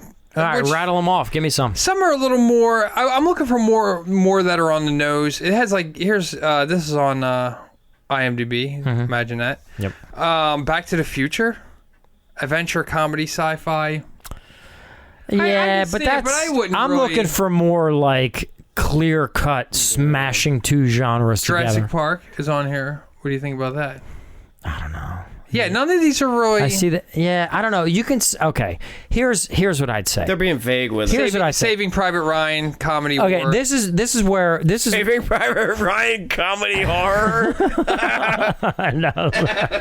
I don't think that's right. Oh my God! I just thought of one. Arsenic and Old Lace. Did you ever see that? No.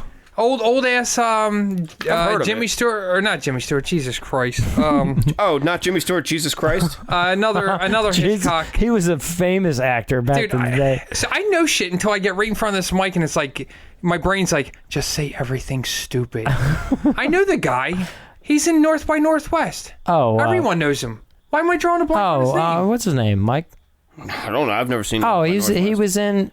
Was it? No, it wasn't Jimmy Stewart. Oh. No, it's not. And everyone knows who it is, and everyone's getting really mad. To Kill a Mockingbird. No, you're thinking of that. That's Gregory Peck. Cary Grant. Cary Grant. Hope I wasn't too much of an. I had to look that up.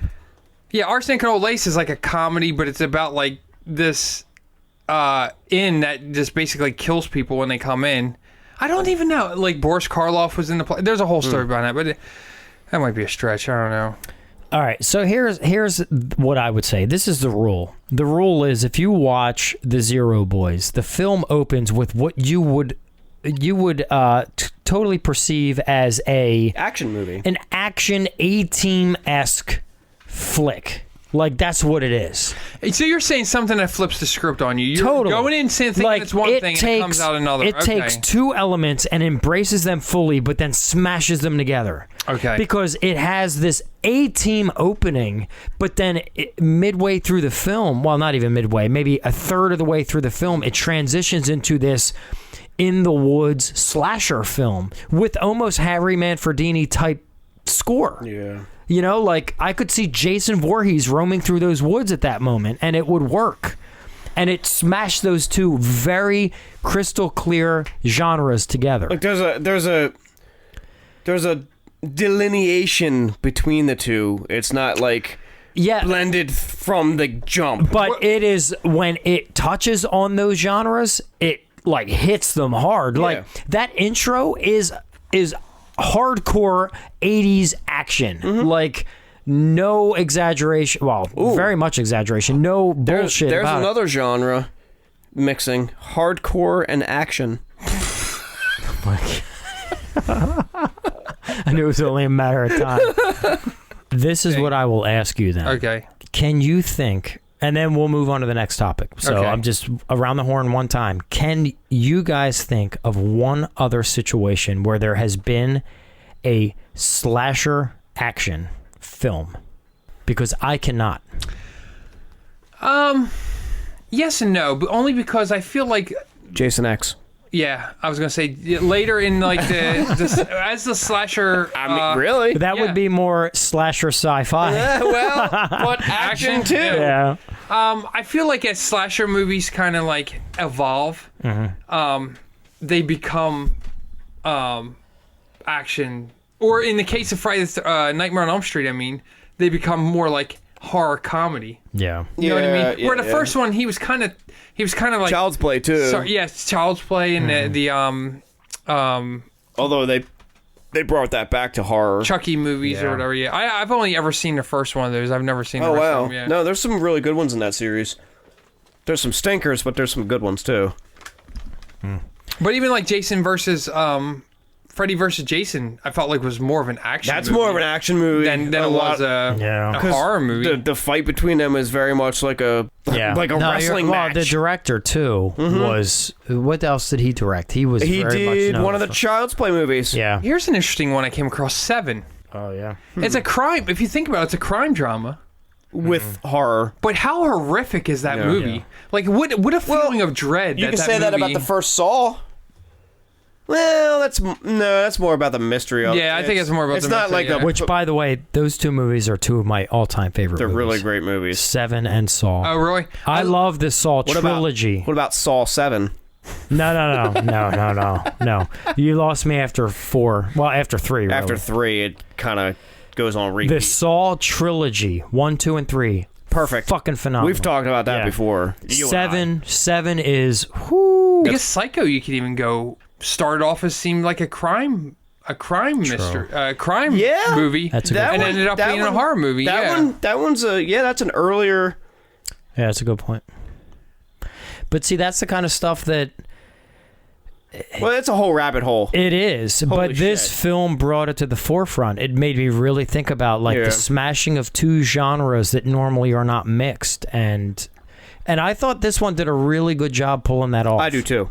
The last thing I want to discuss before we shut it down here, the MacGuffin Guild, is paintball was a huge part of this film. So I want to go around the table here, and I want us to talk about any paintball experiences that we've had. And I know, Mike, you and I have shared some experiences. In fact, I think perhaps every paintball experience I've had, I think you were involved. I don't know if I've ever had a paintball experience without you there. Really? Yeah. Okay. But anyway, Justin, do you want to start?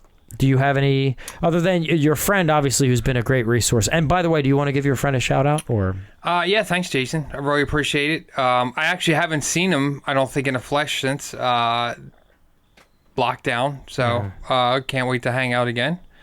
So he actually laid a whole bunch of stuff on me, which we could for later issues, like later episodes about like movie stuff and all kinds of various things. So, he's actually been on various paintballing podcasts and stuff like that. Yeah? So yeah, he's actually way more involved in things than I thought he was. Wow. He's a cool dude. He also mentioned something about like the guns they were using in the beginning were actual guns. They weren't paintball. Oh, were they? Yeah, they weren't paintball guns like even back in the 80s standards, I guess, according to him. So it seems like they just had real gun props. Yeah. But, again, for the misdirection. Presented them in a way as if they were shooting paintballs. because they wanted to give that impression that this was like a real gunfight going on. Yeah. I have a few stories about paintballing. I'm not a huge paintballer. I've gone a few times with people. The first time I ever went paintballing was, probably close to 20, over 20 years ago. I remember my little brother was, I was still living at home, I was living at home well past not well past, but I was in my 20s before I moved out. But I was maybe 20. He was a teenager. And he's like, hey, I'm going paintball with my friends. Do you want to go? And I was like, I've never been paintballing. I might check it out. And I was like, I don't really have anything to wear. You know what I mean? Would you just wear like sweatpants and a t-shirt or some shit? Just about. It was August and it was hot as hell. And it's like, dude, I'm not like bundling up and all. Like, I'm not bundling up. And he's like, oh, you don't have to. He's like, in the summertime, just wear a long sleeve shirt. We'll turn the velocities down. And then you're not really getting hit. Yeah, which didn't happen. No, it was total bullshit. Yeah. Dude, I had welts all over my body, and like it was so scary. Every time I was getting hit by one, like I was running. When I felt like I was running, I felt like I was running for my life. Yeah. And then I was like running through the woods, and I found like one of those, those little round sleds for wintertime. Oh yeah, Yeah, like Clark Griswold used Yeah. to blast down the hill. I found a plastic one and I grabbed it. I had it on my arm like Captain America, like holding it up, like trying to block out, because I was like, I don't even care if this is like a violation of rules or anything. And Bing, bing, bing. yeah, the funny part was the kids we were playing against that were my brother's friends. It was like three brothers. I'm trying to remember. I might get this wrong. It was like 3 brothers, and I remember they were all like English kids. Like they all had like accents, I think, or their parents were British or something like that, and they came from there. And like ranging from like maybe like 7 to 12 maybe or something. Shit. Or 13 or I don't know what it was. Yeah. I mean, these fucking kids were terrors, man. Yeah. Like I couldn't. They were just like jumping out of bushes. They were like everywhere you wouldn't think they would be. Yeah. They were just like professionals. Like, Isn't it horrifying though when you hear the paintballs whizzing past your head? It's like Yeah. yeah, it's just horrifying. and I thought I was doing all right, but yeah, they were just like unstoppable, Yeah. and they're like children. Yeah. It was crazy. Do you remember the time we went and there was a dude there, talk about Predator, who was straight up insanely skilled. I don't know how he did Like what he he had did. fucking military training or something. This dude, it was like he literally turned invisible and would transport and then pop up. And it's like, how the fuck did you get there? And he would like pop up and just pop, pop, pop, pop, pop, pop, like And just unload. Insane how good he was. I can't even. And that was, I think at that point, because like I said, I think every time I ever paintballed, you were involved. I don't know that I've ever been without you. And that You'll never be without me. I know. I think that was like the second time. Okay. So the first time I went, I was like, "Oh, this is great. Ooh, I'm pretty good at paintball." Yeah, by the way, we were teenagers, and Yeah, we went with yeah. my dad. Yes. Because my dad was, like, really into it. He had his own gun and everything. He got pretty into it. Yes. I mean, he was not, like, an expert, but he was good. But I mean, he knew how to handle a weapon. Yeah, he definitely embraced. So like when whole thing. I shot a paintball gun, it's like, oh, I had a BB gun before. I've never done this before. Yeah. But your dad, like, he knew how to fire. I was in the same boat as you. Yeah. But so it was like the second time that I went where this Predator dude was there, and I'm like, Jesus fucking Christ, like this is insane. So anyway, And you heard this music going. Dun, dun, dun, dun, dun, yeah, exactly. dun, dun, dun, dun, dun. So there are 2 experiences that really jump out at me, other than the Predator dude. That was cool and all, but the 2 things. One was my proudest moment, and the other one was my most Traumatic moment. I know. Do you exactly. remember both? Yes. So my proudest moment was the one time, and I don't think I'll ever have a moment like this again in paintball. It was something that was very much like what you would hope, like when you're going paintball, and it's like you want this moment. So we were in the woods. You know, you had the border. I'm creeping along like let's say it's the east end, The outer perimeter of the border, and for some reason, I have no clue why, I was not spotted. I don't know how. It's not like I was some like, I wasn't like, rolling around and hiding under piles of leaves or anything. I don't know how I wasn't spotted, but I made my way through, and finally I could see, it was capture the flag. I could see the flag of the opponent, so I had to get that flag and I had to get it back to our side. So I'm like, man, I'm moving in. No one is even noticing me. Like, everybody has advanced up enough. They think that all of my guys are behind me. So they're moving up. There's nobody back here. So I run right up. I get the flag, which is just like, once I grab it, I'm like, is this fucking real? Like, this is too easy. So I grab the flag and now I got to get all the way back to the other side so we can get the points. So I take the flag and I start making my way back. And it's funny because there was even a side judge. There's, I don't know, maybe 3 judges. Yeah, there's a couple guys around the So field. one of the side judges was over by me and he was like, good move, bro. Like he was like That's watching awesome, me. yeah. He was seeing me, but he wasn't calling me out because, he didn't That's want not me to their get job. So, but he was like, good move, bro. So I start working my way back. Now I'm like, okay, this could happen. So I'm making my way back and I'm working through. And finally, like, now I'm heading in the direction of my opponents. Like, now You're heading to the danger zone. The danger zone. Yeah. So now I'm heading towards them. And not only am I heading parallel. towards them, but I have to get past them in order to get back to home base. To your base, right. So finally I get to a point where, you know, like I'm like parallel to them now. Like I see them to my right. Like I'm running up the borders to my left. And I see them, and I think at one point one of them spots me and starts like firing my way. So I start booking even more, and I'm like cutting through, and I'm like jumping in slow motion over like paintballs and shit. It is exactly what you would imagine in a movie, but this really happened. So finally, you know, now I'm like, okay, I can't be strategic anymore. I just have to I have to go for it. Let the adrenaline take I have over. to give it every ounce of energy that I have. You're ready. I have to go. So I just turn it on, and I'm not trying to spot anybody. I'm not trying to fire. I'm nothing. Yeah. I'm just going. I know where I gotta go. I'm just running through the woods. I'm jumping over logs. It's just everything. Like I felt like I was doing backflips, even though I wasn't. And finally, I could see it. I could see daylight. I see where I'm going. You see your target. I'm like, that's it. I can win. I can be a hero for my team. And I think at one point I ran by Mike. He wasn't doing anything. But anyway, I'm going. And as I'm getting closer, I could feel. I was probably already dead. I could feel just like the praise that people are gonna like just cast upon me. This is a glorious moment. So finally, I'm just running, and I feel myself getting exhausted so quickly, like even more quickly. You pushed through though. I pushed through, but even more quickly. Like I was far more out of shape than I even thought I could have been at that point. So finally, I can see it. I hear them just whizzing past me. All these paintballs, like all just. It was horrifying. At any moment, this could have been over, but it didn't. It wasn't over. Instead, I made it. And I hung the flag, and then I vomited all inside of my mask. That's right. Oh, it was awful. That's right. Like I dropped, my body just shut down, and it was just like I just heaved, and this vile vomit just squeezed through my mask. That's what makes you an all-star, though. You pushed your body to the limits for the team. I did, and you did it. But I won. I got awesome. it. Pat, you should be a sportscaster because you got so into that.